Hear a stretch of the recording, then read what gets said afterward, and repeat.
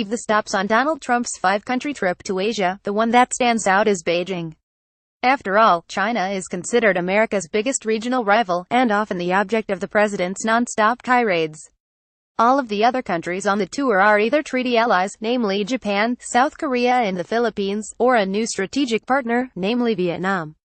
The visit, which saw Trump failing to secure any major concession from China, underlined the glacial but unmistakable emergence of a truly post-American order in Asia.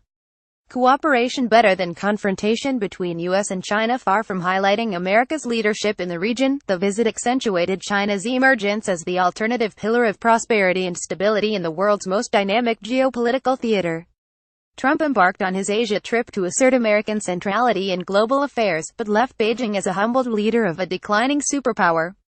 Since the presidential campaign period, Trump has zeroed in on China with verve and vigor, often portraying the Asian powerhouse as a main threat to American economic well-being and global supremacy. U.S., South Korea start drills and show of force against North, adopting an often bellicose language. He has accused China of engaging in supposed currency manipulation, running an excessive trade surplus with America, aggressively dominating adjacent waters at the expense of regional allies such as Japan and the Philippines, and aiding pariahs like North Korea. No wonder then, the world carefully watched whether the tough-talking American president could extract any major concession on key areas of difference with Beijing. As expected, however, China managed to mollify and tame the American president, while standing its ground on areas of disagreement. Under Trump, China's trade surplus with America has actually widened to $223 billion in the first 10 months of this year, a double-digit increase from a year earlier. But instead of backing down on areas of core interest, especially on trade and industrial policy, China deftly split the difference.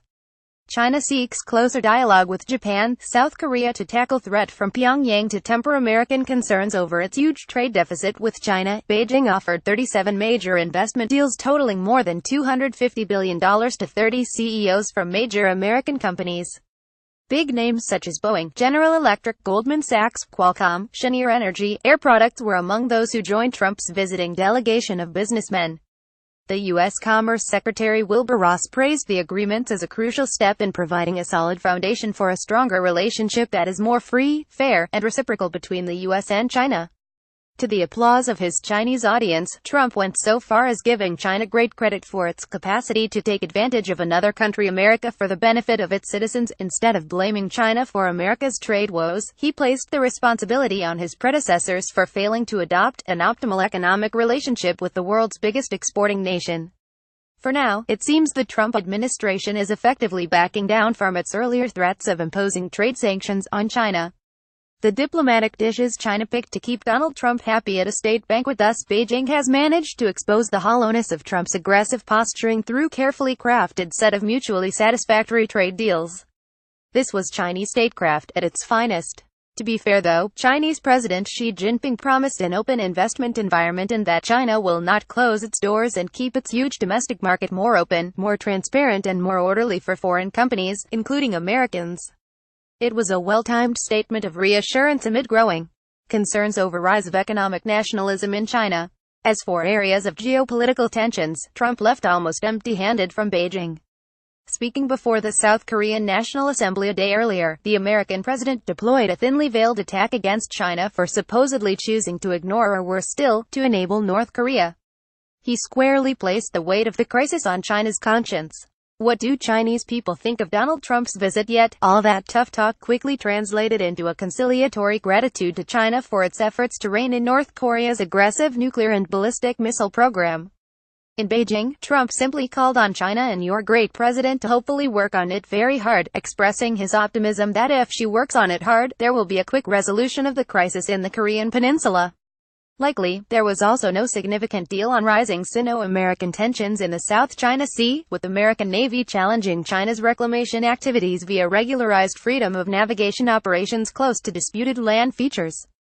Describing bilateral relations as standing at a new historic starting point, the Chinese president reiterated his earlier point that the Pacific Ocean is big enough to accommodate both China and the United States.